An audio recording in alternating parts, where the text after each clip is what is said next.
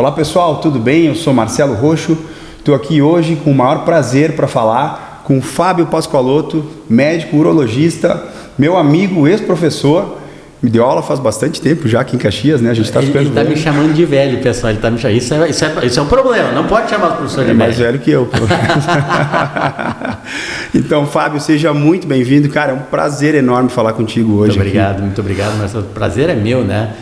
Na hora que a gente vê o Dr. Marcelo ascender tanto na profissão, a gente fica muito contente. Isso significa que ele realmente...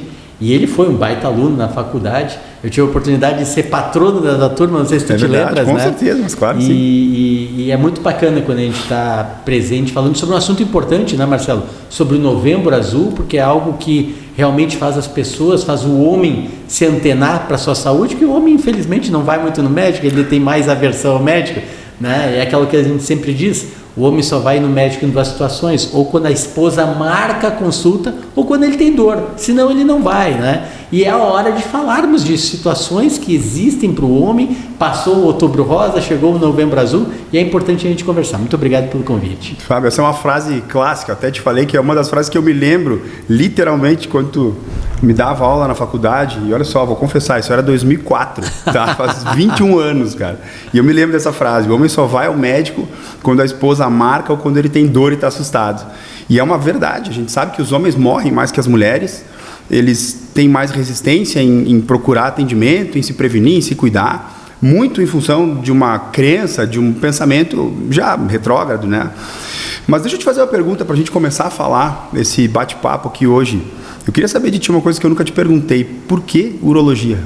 É interessante, né? Eu me lembro do meu pai, quando eu decidi fazer urologia, meu pai disse, mas meu filho, faz outra coisa da vida. E o pai era dentista, mas para que isso? Por que tu acha legal?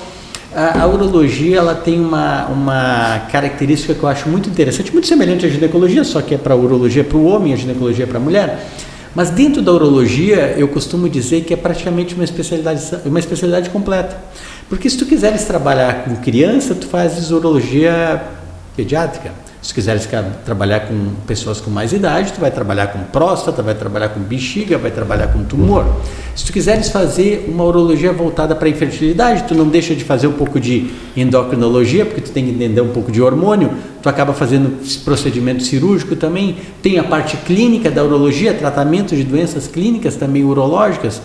Então é uma especialidade do meu ponto de vista completa. E isso que me fascinou dentro da urologia. Como eu sempre gostei de fazer cirurgia, eu achei que era uma especialidade que eu ia poder conversar com pacientes e ia poder depois também fazer procedimentos caso fosse necessário. E depois, com o passar do tempo, acabei fazendo uma especialização, né, na parte da andrologia, que a andrologia é a parte que cuida da infertilidade e dos distúrbios de sexualidade. Disfunção erétil, ejaculação prematura, esse tipo de situação. Então eu acabei trabalhando mais nessa área, mas isso mostra que é um ramo dentro da urologia, ou seja, dentro da urologia tem vários ramos e isso é que me fascinava dentro da urologia. Então realmente foi uma área que me chamou a atenção. E além disso, é super interessante que congrega essas áreas clínicas, cirúrgicas e tem essa variabilidade e possibilidades inúmeras, né? E além disso, tu é um grande, eu não vou te exaltar aqui porque tu está aqui, mas tu é um grande pesquisador, né? Quantos artigos hoje, sabe? Eu tenho 83 publicados no exterior, né? Tenho 6 livros publicados, alguns capítulos que aí realmente eu não me lembro. Mas eu acho que assim, né, pessoal, eu acho que na hora que a gente se propõe a fazer alguma coisa, que nem o Dr. Marcelo, faz direito, não vai fazer pouca coisa. Então assim, na hora que tu te propões, eu gosto de estudar, eu quero levar o melhor, eu quero aprender mais, eu quero divulgar o que eu sei, te mergulha de cabeça, né? E eu acho que é assim que funciona, né? E isso o Dr. Marcelo faz a mesma coisa do que eu, né? Então é assim que funciona. Então é por isso que eu gosto da pesquisa, eu gosto de dar aula, eu gosto de estudar. Eu acho que se eu não estiver envolvido nesse fuzuê, digamos assim, não sou eu. Então eu acho que é assim que funciona. Acaba virando estilo de vida, né? Exatamente. E realmente, quem é médico e quem se propõe a cuidar de outras pessoas tem que estudar e isso tem que ser incorporado à rotina. É isso aí, chegar em casa e ler um artigo científico não é doloroso para nós, né, Marcelo? Não. É algo que é prazeroso. Opa, pera um pouquinho. vou dar uma estudada, vou ler, eu ouvi falar tal coisa. Não, pera um pouquinho, deixa eu ver a fonte, deixa eu ver se isso é verdade. Exatamente. Saiu lá no Fantástico tal situação. Não, pera um pouquinho, deixa eu ir atrás dessa informação. Será que isso é verdade? Será que não é? Vamos pegar o artigo. E isso é uma coisa interessante das pessoas que realmente gostam de medicina, porque elas vão atrás do estudo original, vão ler o que aconteceu, vão ver materiais e métodos do artigo para tentar entender, para ver se realmente faz sentido aquilo que está se falando. E é aí que sim entra o verdadeiro profissional, né? Aquele que vai atrás e não simplesmente está falando coisas porque ouviu falar e tal. Não, vai na fonte, vai entender quem é que falou, né? Porque isso é outro dos meus grandes mestres, que a gente tem alguns mestres, tem muitos professores e alguns mestres na faculdade. E eu já falei para ti isso, mas tu foi um dos meus mestres na faculdade que me inspirou. Eu me lembro de ir na sua clínica e a gente fazia reuniões científicas e eu olhava o teu currículo e dizia, putz, eu quero ser que nem esse cara um dia.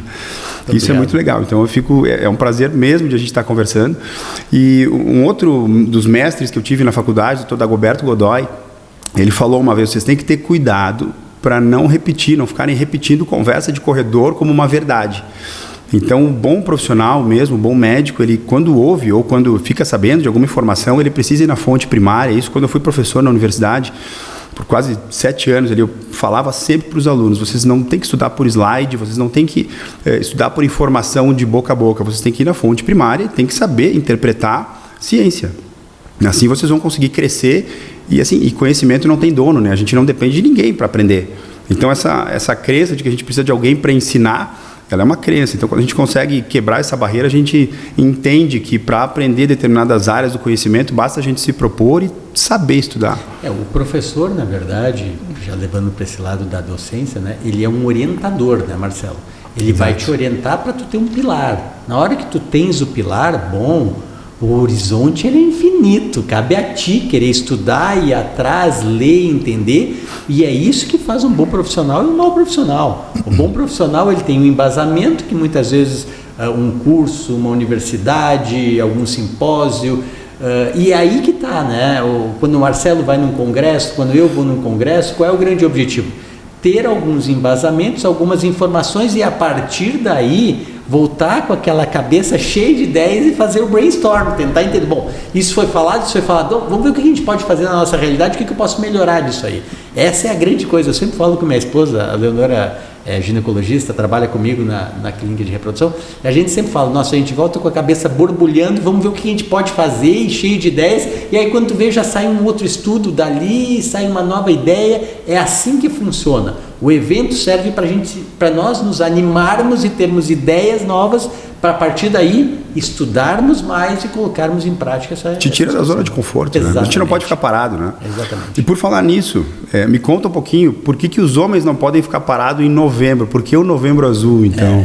É muito interessante essa história, pessoal, porque muita gente me pergunta, né, Marcelo, vem cá, tia, por que o novembro é azul? Por que não é setembro é azul?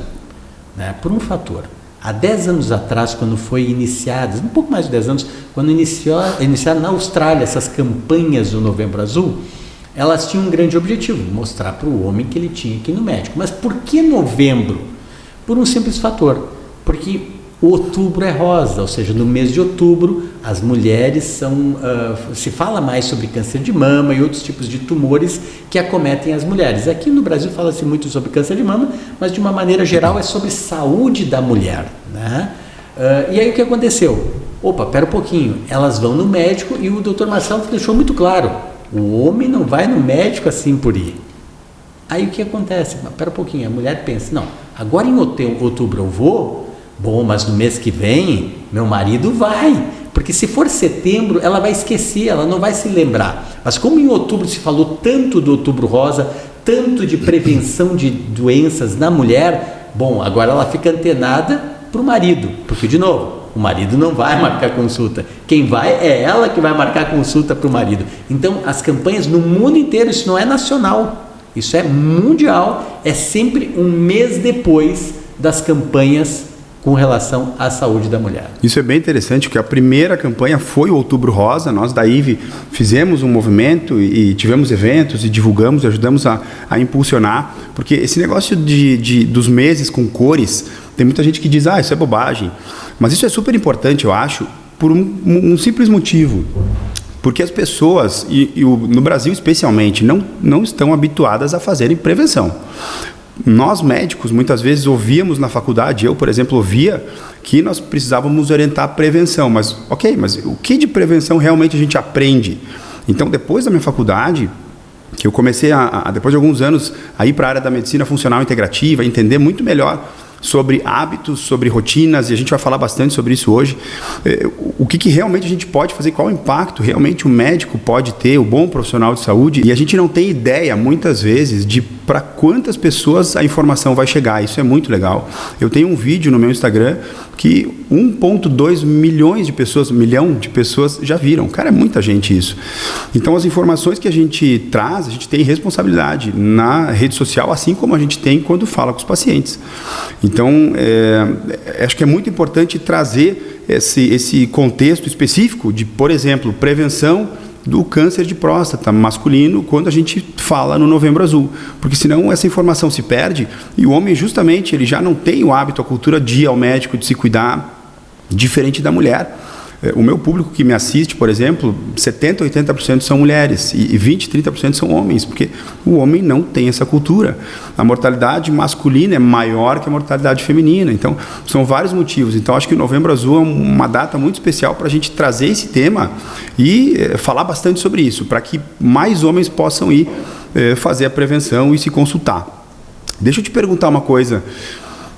Eu queria falar sobre o tabu do exame urológico, da consulta, de quando o homem te procura e do silêncio masculino, na verdade, né? Eu queria que tu falasse um pouco sobre por que tantos homens ainda hoje evitam esse assunto e tem muita gente que faz piada, é brincadeira e acho que faz parte isso, mas até certo ponto, porque quando essa brincadeira ela passa a evitar ou a restringir a procura dos homens por saúde, por prevenção, aí passa a ser muito ruim. Tem canais grandes até que já fizeram propagandas ou brincadeiras, a meu ver, excessivamente de mau gosto, que evitam que os homens vão procurar. Então a brincadeira passa a ter um lado ruim. Qual que é a tua visão sobre isso? Sobre a prevenção, sobre tabu, sobre até onde a gente vai com a brincadeira? Queria que tu falasse um pouco sobre isso. É um questionamento bem interessante, né, Marcelo? Porque se a gente para pensar, é muito simples. O homem, desde cedo, ele brinca com a sexualidade, ele brinca sobre o exame de toque retal para próstata. E todo dia eu ouço isso aí no consultório. Doutor, vamos fazer de novo o exame? Tem certeza que precisa fazer? Pô, a tecnologia está tão grande, faz ultrassom, faz ressonância, faz tomografia, agora o dedo continua a mesma coisa, então não muda nada. Grande verdade, pessoal, é que graças a Deus isso paulatinamente está mudando. Cada vez mais o homem entendeu, aceitou que ainda o exame de sangue, o exame de toque deve ser feito. A prevenção, né, Marcelo, ela é a resposta para tudo. Vamos lá, eu vou dar um dado para vocês que eu não quero que quem está assistindo esqueça. 25% dos tumores de próstata, quando são detectados, são mísseis desgovernados. Não tem o que fazer, infelizmente é um tumor muito agressivo. 20 a 25% são tumores que simplesmente são muito fáceis de manejar, que muitas vezes nenhuma cirurgia é necessária. Às vezes só medicamento ou acompanhamento já resolve. Só que 50 a 60% dos tumores de próstata, quando são detectados precocemente, tu vais curar o paciente. É muita gente. E é por isso que é feito esse exame preventivo do toque retal e do exame de sangue, que é o antígeno prostático específico, que é o PSA. Muito bem, o que eu posso fazer para evitar eu ter um tumor? Porque quando a gente está falando sobre exame de próstata, eu estou falando sobre diagnóstico precoce para o paciente curar. O que eu posso fazer para melhorar? O que eu posso me prevenir além disso para evitar? Alimentação. A gente volta para aquela história do que as nossas mães diziam para a gente fazer, né? Fazer uma alimentação saudável, praticar esporte. Eu me lembro que lá em casa eu não podia ver televisão, só tinha um determinado horário. Estou velho, né? Mas só tinha um determinado horário que eu podia ver. Então eu tinha que praticar esporte naquele tempo. Então eu tinha que correr, andar de bicicleta. Minha avó dizia: tem bicicleta, vai andar de bicicleta, vai fazer isso aí. É uma das coisas mais importantes, é prevenção de doença. Não pode ser obeso. Obesidade é um ser inflamado. E o Covid mostrou. É um ser inflamado. Quem é que morreu mais? Quem era obeso. Então assim, ó, a gente tem que se cuidar. E isso diminui a chance, diminui a incidência de câncer de próstata. Pessoal, os tumores estão relacionados diretamente com o sedentarismo, com obesidade, fora outras doenças. Então não faz sentido tu não fazeres um exercício. E não é muito tempo, né, Marcelo? 30, 40 minutos por dia não mata ninguém e tu está prevenindo. Fora que a quantidade de medicamento que tu vai usar é muito menor, porque tu não vai ter depressão, tu não vai ter obesidade, tu vai diminuir a chance de ter diabetes, vai diminuir a quantidade de remédio, e fora que tu não vai precisar ir no psiquiatra muitas vezes por causa do exercício, porque tu vai jogar para fora teus problemas, né? Então assim, ó, evita, vai fazer. Então a prevenção é o melhor. Não existe nenhum dado na literatura que diga que prevenir está errado, mas pelo contrário, vai diminuir a incidência de tumores, né? Muito legal isso que tu falou, porque a questão de exercícios e alimentação saudável, cuidar do sono, manejo do estresse, são alguns aspectos que eu quero trazer aqui para a gente falar um pouco mais pausadamente sobre cada um também, porque eles não são prevenção só do câncer de próstata, né? Muito diferente disso. Eles são um conjunto de hábitos que vão te trazer uma vida saudável e vão prevenir uma série de problemas lá na frente. Sem dúvida. Mas tu falou sobre mais de uma questão aí, eu queria destrinchar isso um pouquinho melhor. Tu trouxe primeiro a questão da detecção precoce, do diagnóstico precoce versus prevenção. Muita gente confunde, talvez, esse termo.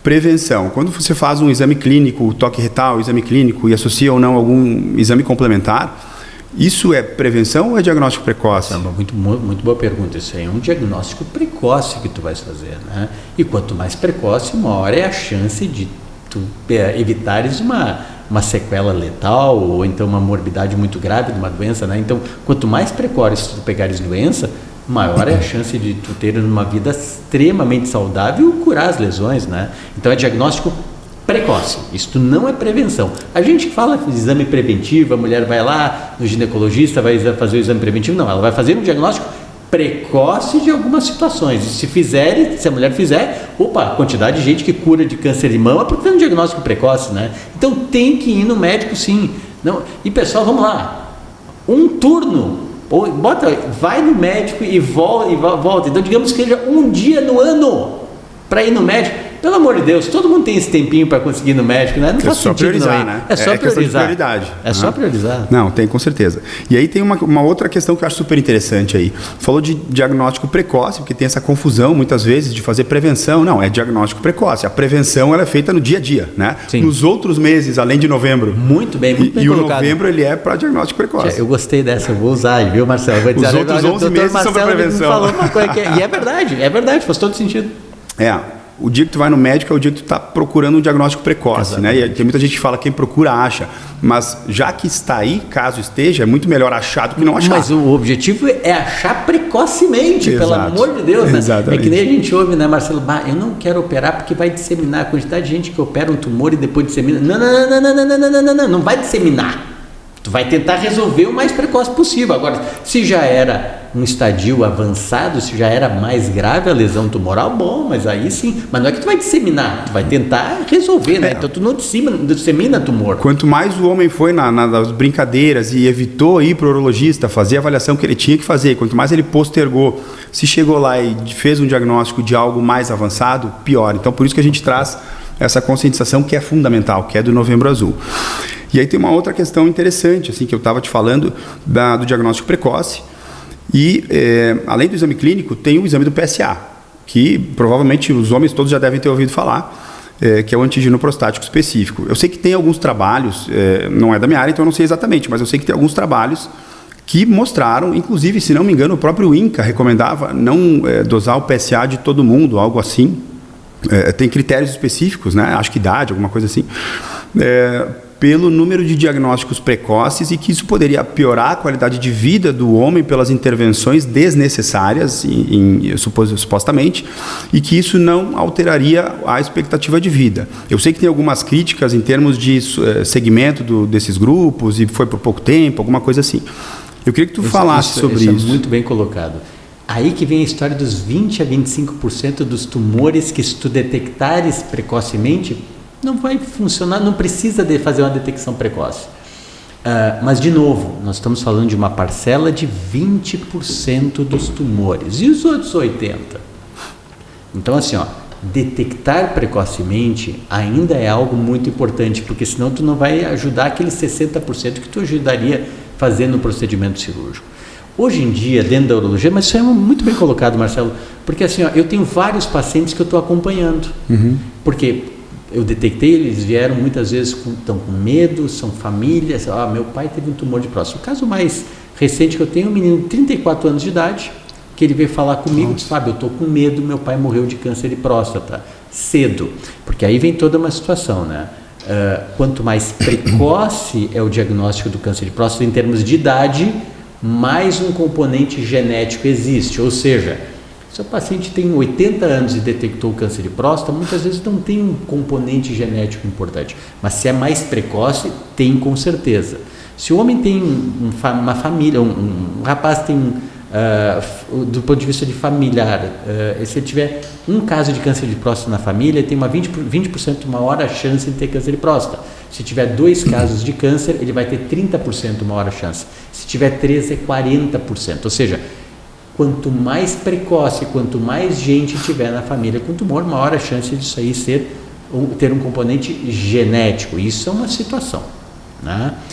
Então esse menino veio com 30 e poucos anos de idade, ele disse, olha Fábio, eu estou com medo, fiz o exame de toque e encontrei um nódulo. Eu disse para ele, eu tenho um nódulo aqui, vamos avaliar para a gente saber o que é. Foi feita uma biópsia e mostrou um tumor de próstata muito, muito, muito leve, não é agressivo. O que eu faço nesses casos, e vários colegas, hoje os urologistas fazem isso de uma maneira geral, acompanham o tumor. Uma vez a cada 6 meses ou uma vez a cada ano e vão avaliando. Eu vou dar meu exemplo. Meu pai, infelizmente, morreu de câncer de próstata muito cedo. Com 59, ele detectou, com 62 ele morreu. Isso é genético. Eu tenho uma maior propensão de ter. O que eu faço? Eu vou mais no médico em seguida. Não tem nenhum guideline na literatura que tem que fazer com menos idade, abaixo de 45, porque hoje o que são as normas? 45 anos, se tiver histórico familiar de câncer de próstata, faz o exame de toque mais o exame de sangue, ou 50 se não tiver. Evidentemente, eu como sou um cara medroso, eu fui mais cedo fazer o exame de toque, fazer o PSA e venho acompanhando. E aí vem outras situações que existem hoje que não entraram ainda em normativas, que são aqueles dados genéticos. A gente pode fazer um painel genético que eu sempre sugiro para os meus pacientes. Eu fiz o painel genético e olha só que interessante. Meu irmão também, eu disse para o meu irmão, vamos coletar lá na clínica, vai fazer. Aí ele foi lá, o que eu vou fazer? Vou fazer um painel genético para câncer de próstata, só para a gente saber se a gente tem maior chance. E aí ele olhou para mim e disse, mas eu não quero saber se eu tenho maior chance. Como não quer? É a melhor coisa do mundo, aí tu vai prevenir mais. Mas não tem nenhuma normativa que tem que ir uma vez por ano ou a cada 6 meses.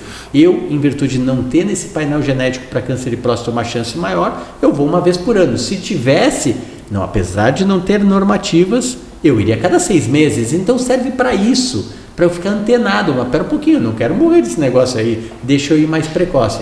Então assim, a detecção precoce, ela deve ser acompanhada de um médico com bom senso. Se eu detecto algo e vejo que o tipo de tumor, a agressividade é muito leve, o PSA é muito baixo, eu vou acompanhando. Eu tenho pacientes, Marcelo, com mais de 10 anos que eu estou acompanhando.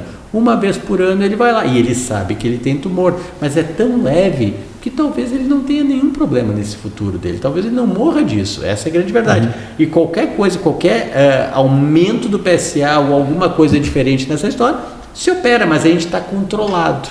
Essa é a grande verdade. O que a gente não pode esquecer, pessoal, é que se todos os homens viverem até os 100 anos, todo mundo vai ter câncer de próstata. Estatisticamente, 60% dos homens acima de 80 anos têm câncer de próstata.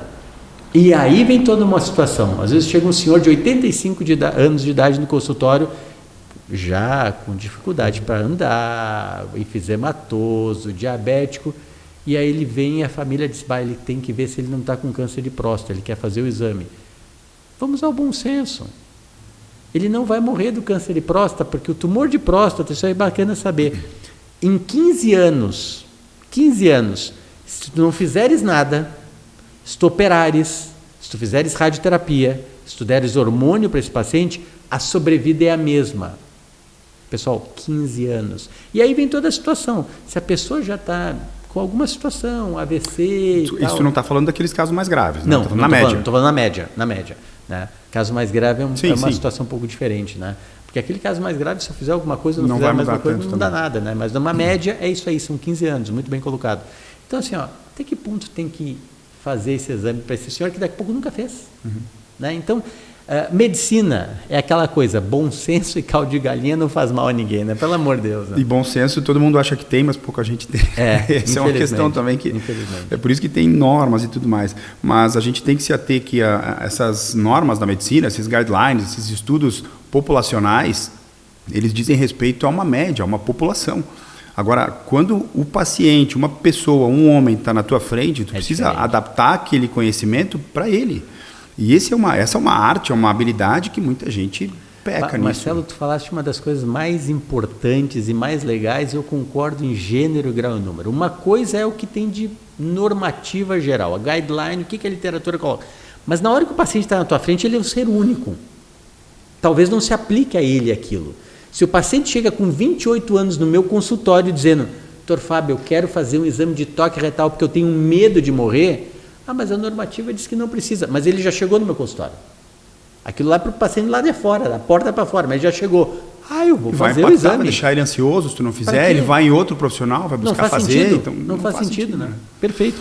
Não, e eu não conheço, vamos lá, eu desconheço alguém que tenha diagnosticado um câncer precocemente que não tenha se beneficiado disso. Essa frase, para mim, ela derruba muitos desses questionamentos, né? E muita gente que tem opinião contrária, às vezes que diz assim, não, se fizer o PSA, não tem que pedir, não tem que examinar, não tem que investigar, porque é muito jovem. Bom, ok, e se investigar, e digamos que tem algo, bom, aí tu vai usar o bom senso, não vai submeter aquele paciente se for um tumor pouco agressivo, se ele não tiver sintomas, enfim, tu vai fazer o estadiamento, vai classificar esse paciente, e se ele for um paciente de baixo risco, não vai submeter ele a um procedimento invasivo com riscos de disfunção erétil, de impotência, né? Ou algum outro risco sério para piorar a qualidade de vida dele, mas tu vai sabendo desse contexto, dessa doença já existente, aí tu consegue tomar a decisão de forma muito mais assertiva e reduzindo o risco dele. Porque se ele chegasse para ti, não fizesse o exame e chegasse depois de 15 anos, de uma coisa eu tenho certeza, o tumor já ia estar mais avançado. Essa é a única certeza que eu tenho. Se ele ia morrer disso ou não, eu não sei. Agora, ele se beneficia, e isso em qualquer área, né? Inclusive, hoje tem estudos sobre ressonância magnética de corpo inteiro. O pessoal faz bastante isso. Buscando rastreio, detecção precoce, diagnóstico em pessoas que têm risco elevado para determinadas doenças, risco genético muitas vezes, né? As pessoas já devem ter ouvido falar, por exemplo, da Angelina Jolie, com os genes BRCA1 e 2, que ela fez mastectomia bilateral, enfim, para prevenção, para evitar o risco que já era alto de ela ter um câncer de mama. A probabilidade dela ter um câncer de mama agressivo era alta. O que ela fez? Ela foi inteligente. Não, pera um pouquinho, tia. Já que mostrou isso aqui, por que eu vou esperar ter o tumor? Pegou, fez mastectomia bilateral e está aí. Linda, maravilhosa, né? Então, assim... Poderia não fazer, mas foi a opção dela, dado o contexto. Ela tinha o conhecimento, pelo menos, para decidir. Então, é muito melhor a gente ter o conhecimento da situação, já que ela existe. Então, assim, se a gente vira as costas para um problema, ele te pega pelas costas, ele não deixa de existir, né? Isso aí. Essa frase era de um filósofo, não me lembro quem, mas ela é muito verdade. E essa questão do PSA, então, é importante.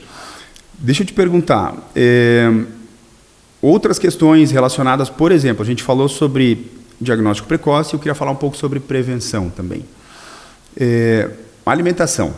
Vamos lá. O que a gente sabe hoje? Porque o que se fala, por exemplo, o tomate, né, que tem o licopeno, que é uma substância, enfim, um nutriente que tem uma função importante para a prevenção do câncer de próstata.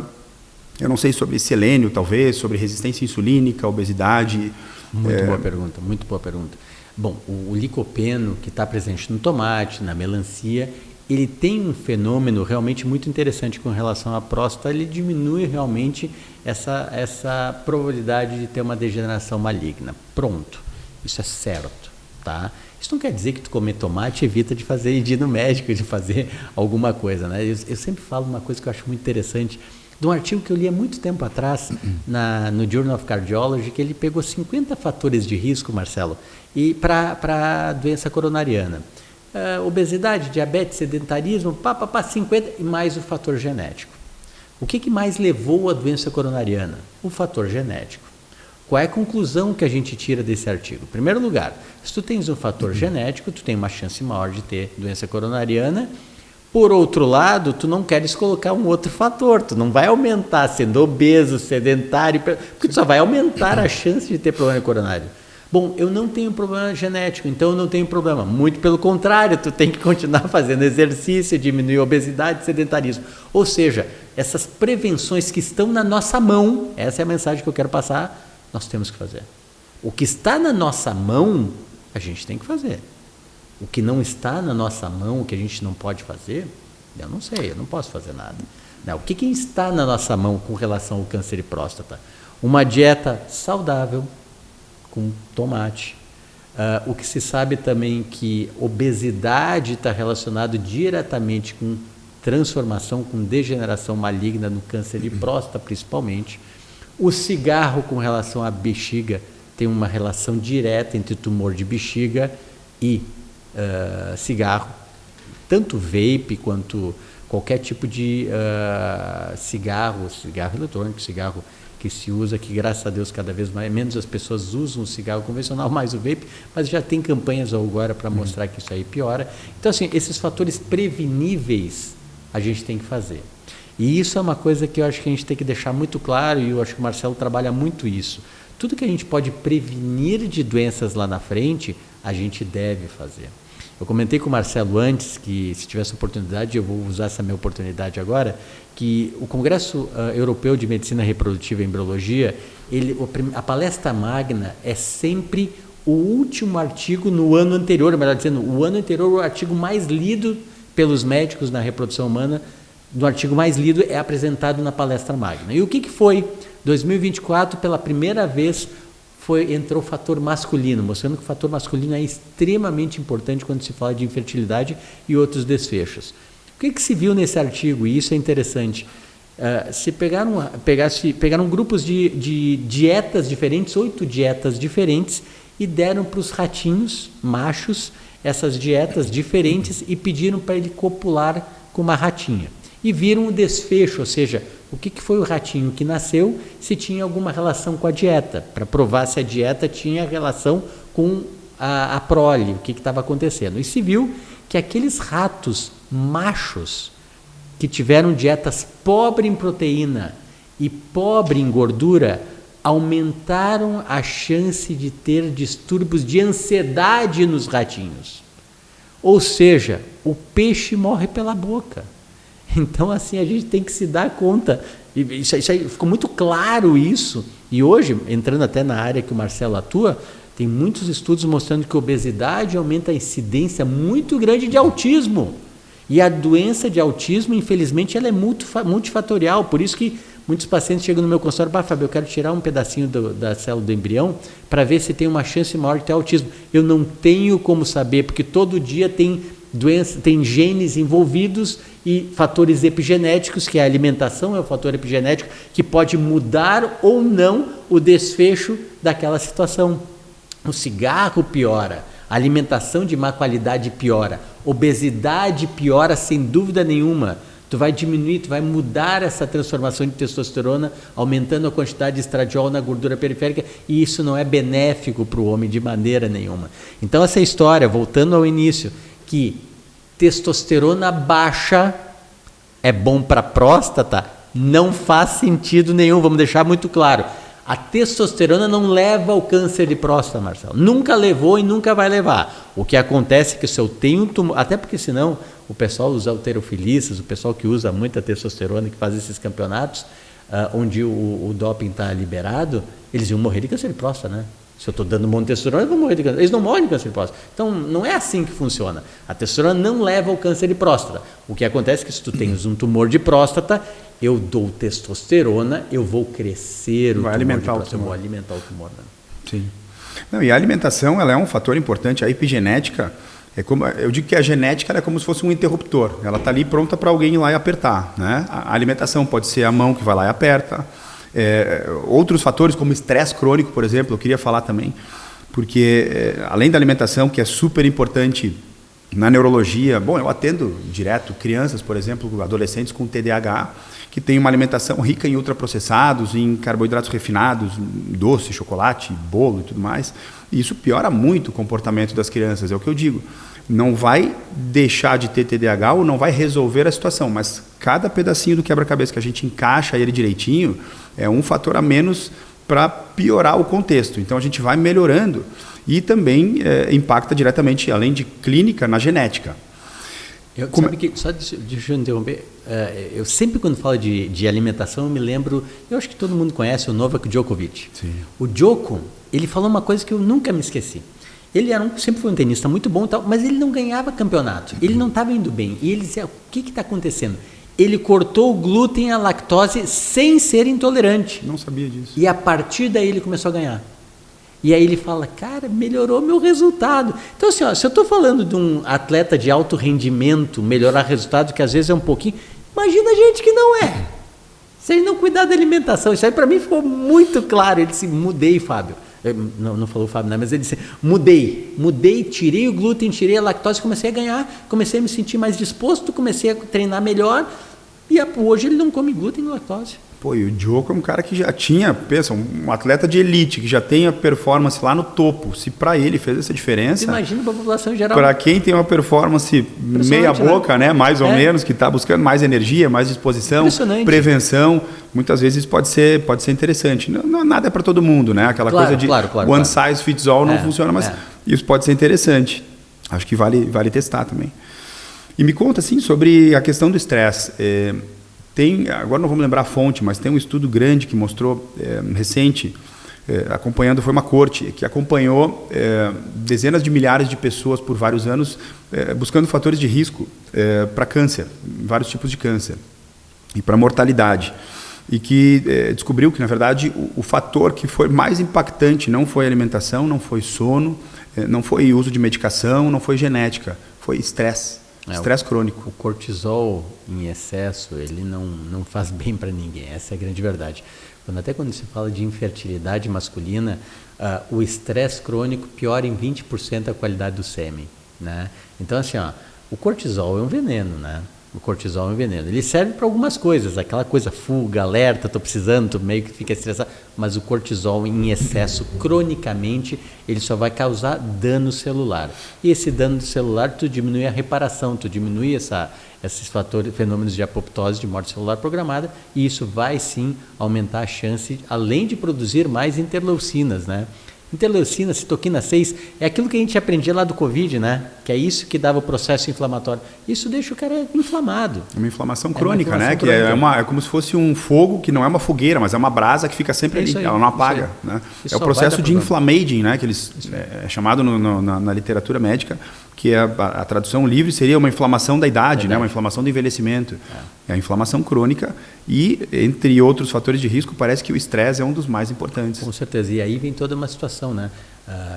As pessoas têm que entender, principalmente quando vão ficando mais velhas, que elas têm que colocar, isso é terapêutico, o exercício físico na sua atividade diária. Ponto final. Tá?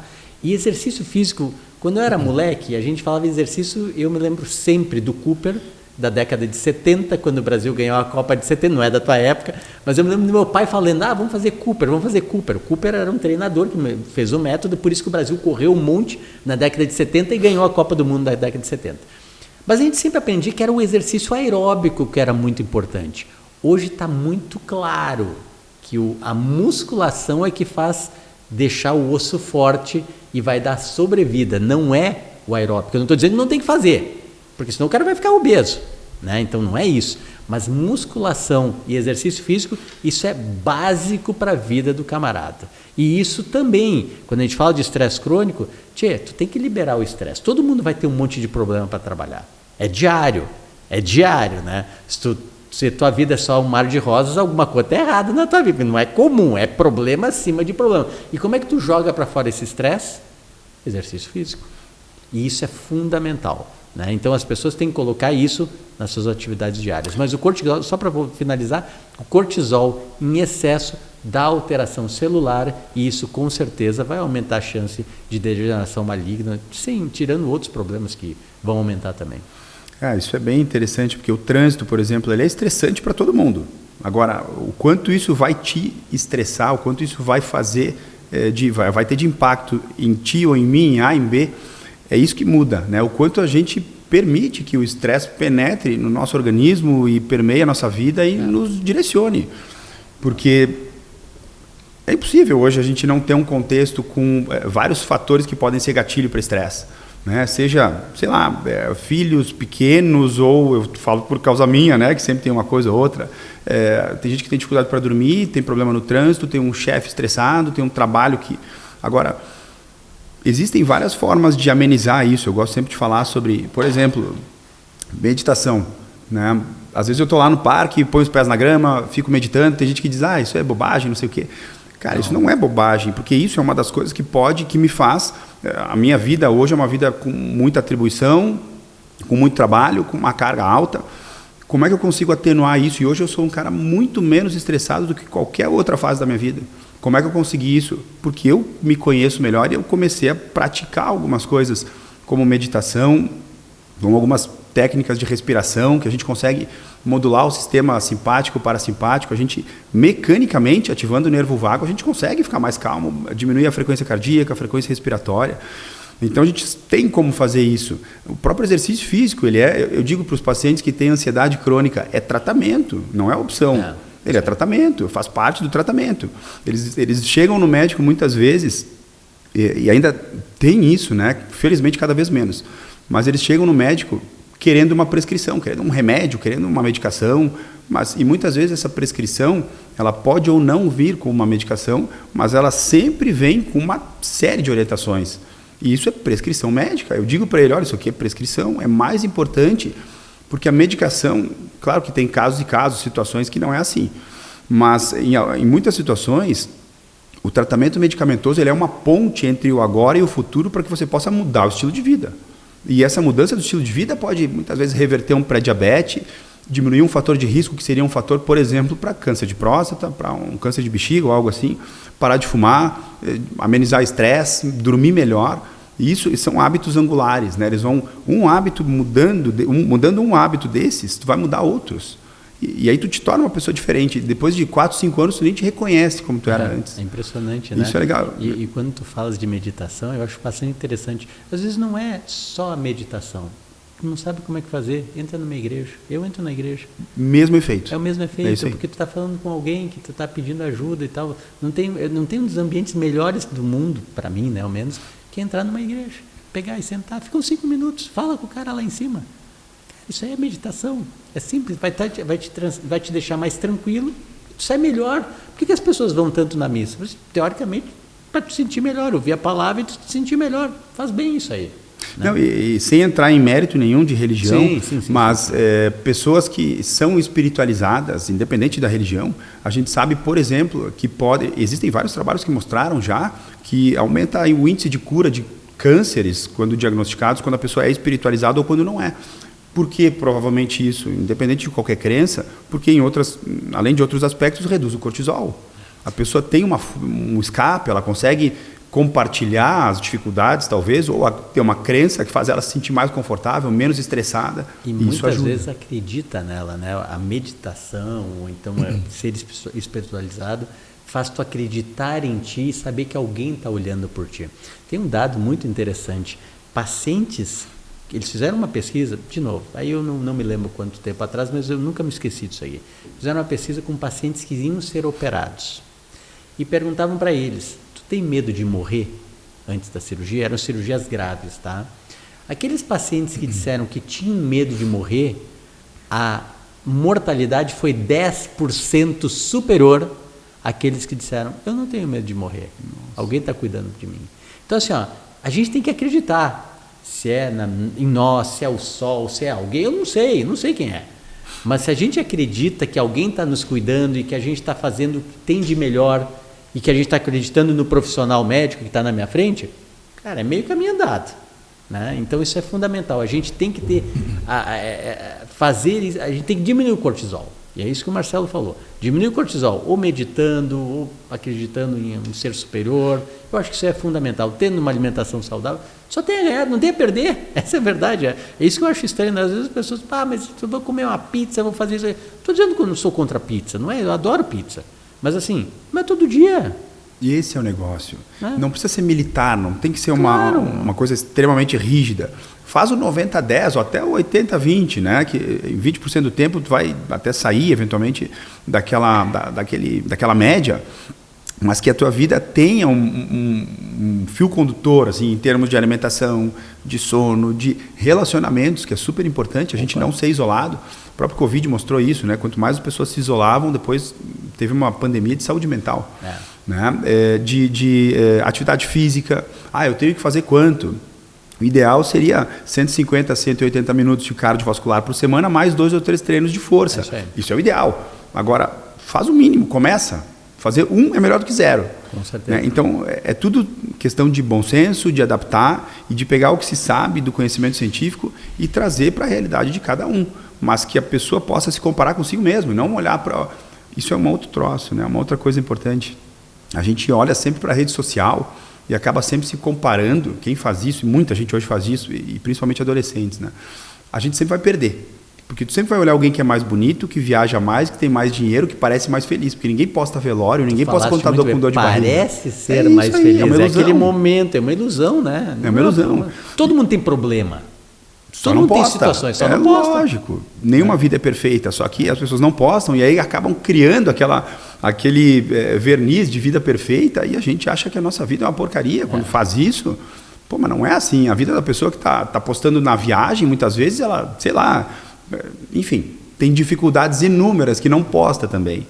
Então a gente tem que ter essa questão de se comparar com como a gente era. Bom, eu era uma pessoa inflamada, estava com sobrepeso. Se tu fala de ti, imagina de mim. E eu me lembro quando tu me deu aula. Era diferente, esse cara hoje elegante. Pesava mais de 100 quilos. Tipo. Mas assim, é isso que é legal, é a gente olhar para trás e saber que foram períodos importantes em que precisou abrir mão de A, B ou C em detrimento de um objetivo, mas que isso foi uma fase, mas nunca perdeu a consciência de que iria buscar e de que iria voltar a ser saudável, ou que mesmo na época nem pensasse muito nisso, mas trazer essa consciência de volta. É por isso que a gente fala, e eu acho que uma das obrigações médicas, eu até acho que é uma obrigação hoje em dia, de certa forma, com o conhecimento que a gente adquire, que a gente detém, e com a autoridade que a população nos confere, primeiro, é ter cuidado com o que se fala, mas segundo, é falar. A gente tem que falar. A gente tem que estar aqui, expor, trazer os assuntos, mexer em questões que têm que ser levantadas, porque isso, disse no início e repito agora, a gente não tem ideia de quantas pessoas, quantas famílias, quantos homens vão ouvir agora essas informações e que vai fazer diferença. Se para um fizer diferença e prevenir um câncer de próstata, ou fizer ele ter uma detecção precoce, mudou uma vida. Cara, eu acho que isso é uma coisa super legal de hoje. Eu acho que esse é o grande objetivo e parabéns pela iniciativa, né, Marcelo? Porque eu acho que esse tipo de informação tem que chegar na população, tem que chegar nas pessoas. As pessoas têm que saber que a gente pode se cuidar para evitar problemas lá na frente. Ninguém quer chegar um adulto, um idoso cheio de problema. A gente está falando de tumor, mas tem outros problemas muito sérios também. Diabetes, alterações gravíssimas no coração, no pulmão. Se a gente se cuidar, a gente vai ter uma vida mais saudável, uma velhice saudável. Ninguém quer chegar em casa, ficar com 80, 90 anos, dependendo do filho, do neto para cuidar. Ninguém quer. E como é que a gente faz para evitar isso aí? É simples, é exercício. E o que faz, né, Marcelo, só para finalizar esse assunto, o que faz as pessoas viverem mais tempo hoje? Controle de doença crônica. Cada vez mais a gente está tentando evitar chegar lá e, quando tem essa doença, controlar mais precocemente. Mas vamos evitar ter essa doença. Vamos tentar evitar ter que estar tomando remédio. A gente viu os aposentados gastando quase todo o dinheiro da aposentadoria em remédio. Que coisa que tu podia ter prevenido antes. tendo uma alimentação saudável, não sendo obesa para não ter problema de alteração óssea, por exemplo. É o que eu digo às pessoas, mas eu não vou gastar muito exame, bom, gasta agora ou gasta depois. Mas depois é com doença, agora é com prevenção, pelo amor de Deus. Se ficar vivo para isso, né? Vivo. O Peter Attia, que é um dos grandes médicos de longevidade, que estuda longevidade hoje, um americano, ele fala dos 4 cavaleiros do apocalipse, que são as doenças cardiovasculares, os que mais matam, né? Doenças cardiovasculares, doenças metabólicas, como o diabetes, que é o grande líder, doenças neurodegenerativas, como Alzheimer, e as doenças neoplásicas, que são os cânceres, que a gente está aqui hoje para falar do câncer de próstata. O que tem em comum de prevenção em absolutamente todas elas? É isso que a gente está falando aqui. É estilo de vida. E o que é mudar estilo de vida? A gente falava antes, não tem que só dizer que é mudar estilo de vida, tem que explicar como é que faz, como é que coloca isso na prática, como é que torna isso viável para a pessoa que trabalha o dia inteiro. Bom, em primeiro lugar, tem a prioridade, porque se eu falar agora que tem uma mala de dinheiro te esperando daqui 2 horas numa outra cidade, tu vai para lá agora. Então, coloca como prioridade, né? Então, assim, prioriza. E tem que ser uma prioridade a longo prazo. Exercício físico, alimentação consciente. A gente é adulto, a gente não pode comer só o que gosta, né? Quem faz isso é criança. Essa alimentação hedônica, assim, eu gosto de chocolate, eu gosto de pizza, ok, mas come de vez em quando. Ajusta a tua alimentação, come o que tem que comer. A alimentação é uma coisa que quando a gente coloca para dentro, ela pode ser um combustível de uma coisa ruim ou de uma coisa boa, mas vai ser um combustível. Então, come consciente, te alimenta bem. Relacionamentos, não se isolar, manejo do estresse, administrar para que o cortisol não seja um cortisol que vai inundar teu organismo. Dormir bem. Eu ia dizer cuidar do sono. Cara, o sono é uma coisa negligenciada. Muita gente acha que não, eu vou trabalhar até mais tarde, eu vou render mais. É o contrário. Além de tu ter um rendimento muito menor e demorar 2, 3 dias para recuperar, tu ainda vai morrer mais cedo. Ou vai ter uma doença de Alzheimer, por exemplo, para quem dorme menos de 4 horas por dia. Então são vários fatores. E quando a gente olha para esses 4 cavaleiros do apocalipse, é isso que tem de comum na prevenção contra todos eles. E eu acho que esse recado é um recado interessante para a gente finalizar, né, Fábio? Tudo depende de nós. É aí que está aquilo que a gente está falando. São fatores que nós podemos controlar, é simples. Não é um fator fora da gente, são fatores que nós podemos controlar. Alimentação, o exercício físico, evitar ficar sedentário, evitar ficar obeso, não fumar, essas coisas básicas, dormir direito. Tudo isso evita uma série de doenças lá na frente. De novo, a gente não quer ficar dependendo.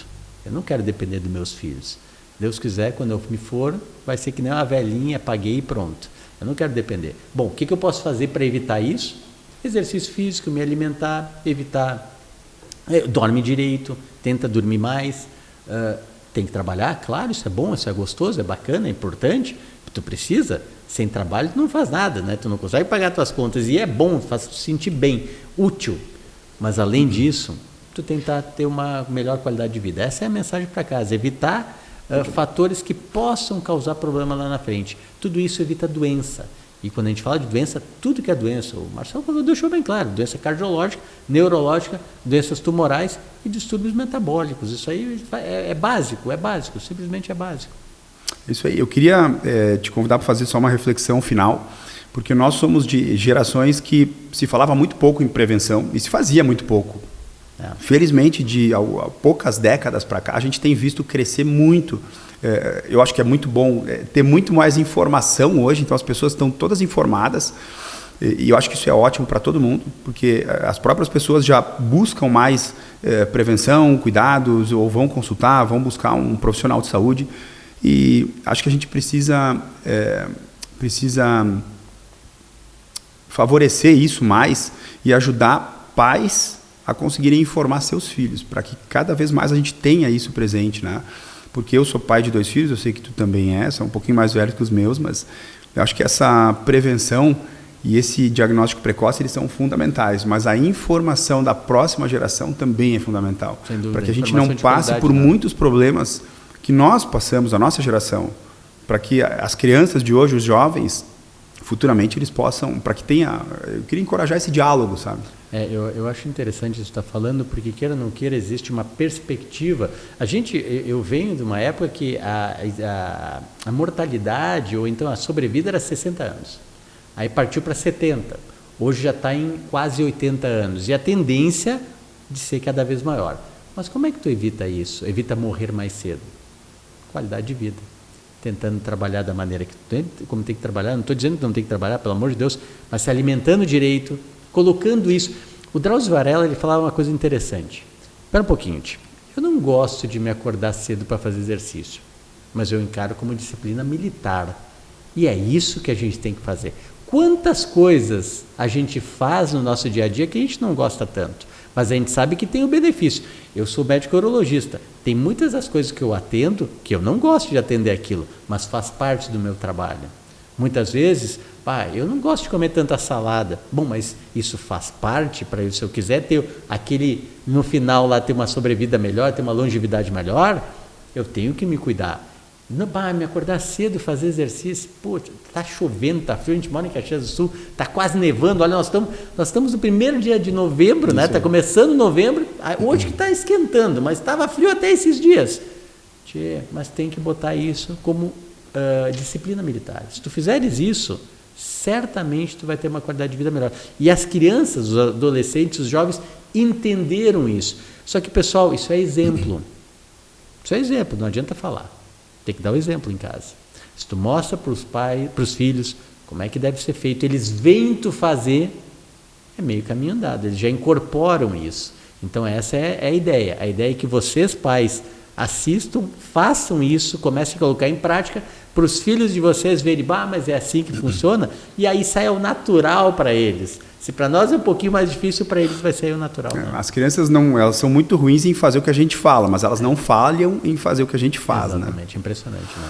Maravilha. Eu queria encorajar a todos aí que também estão gostando desse papo e que curtiram essa conversa com o Pascoaloto, que quando a gente falou de saúde emocional, de manejo do estresse, que sigam Somos IVE no Instagram e que visitem o site da IVE e que possam conversar com a IVE, que é uma inteligência artificial com acolhimento emocional, justamente focada nessa questão de bem-estar, de promoção de saúde. É um intermediário para aquela pessoa que está precisando de um acolhimento. Num primeiro momento, antes de ir consultar com um profissional, é importante que ela converse com a IVE. E é um site anônimo que não identifica ninguém. É só clicar e começar a conversar e ela já vai ajudar nessa questão inicial do manejo das emoções, do estresse e de um acolhimento emocional. Fábio, obrigado mais uma vez, cara. Foi um prazer enorme conversar contigo aqui. É sempre um prazer estar contigo, Marcelo. Fiquei muito feliz e obrigado por todas as informações. Eu me lembro de quando eu sentava na classe para ter aula contigo, mais uma vez foi uma aula hoje, cara. Muito obrigado, agradeço as palavras e tudo isso que o Marcelo falou, siga, porque saúde mental é fundamental, a gente tem que estar bem, né? E isso é um trabalho muito bacana que vocês estão fazendo, parabéns mesmo, que eu acho que muita gente vai ganhar muito assistindo e seguindo, porque as pessoas precisam, as pessoas muitas vezes estão doentes e a gente precisa alguém, para nos ouvir, para a gente entender, e isso faz com que melhore, diminua o nível de cortisol e faz a gente diminuir essas patologias todas que a gente acabou de falar. E deixa eu te perguntar, cara, se as pessoas quiserem te acompanhar teus conteúdos e te ouvir falando mais, como é que elas conseguem te encontrar? Não, muito bem, eu estou no Instagram, né, Fábio_F_Pasque, eu tenho também o Dr. Fábio Pascoaloto no Instagram e tenho um canal no YouTube também, que aí eu falo mais sobre sexualidade, falo também sobre, agora no Novembro Azul, eu vou falar sobre câncer de próstata ou câncer de uma maneira geral, mas eu tenho o meu canal no YouTube, que está no meu nome, e tenho o Instagram também, que eu movo, porque eu acho que a gente tem que divulgar, como o Marcelo divulga, eu também tenho que divulgar, a gente tem que divulgar, faz parte da nossa essência, né, Marcelo? Ensinar, porque o conhecimento não é nosso. Isso aí, o conhecimento não tem dono. Ele não tem dono. Então a gente tem que divulgar para as pessoas entenderem, isso faz parte, né? Toda vez que me chamam para dar aula em tal lugar, agora em Novembro Azul é época porque eu não paro.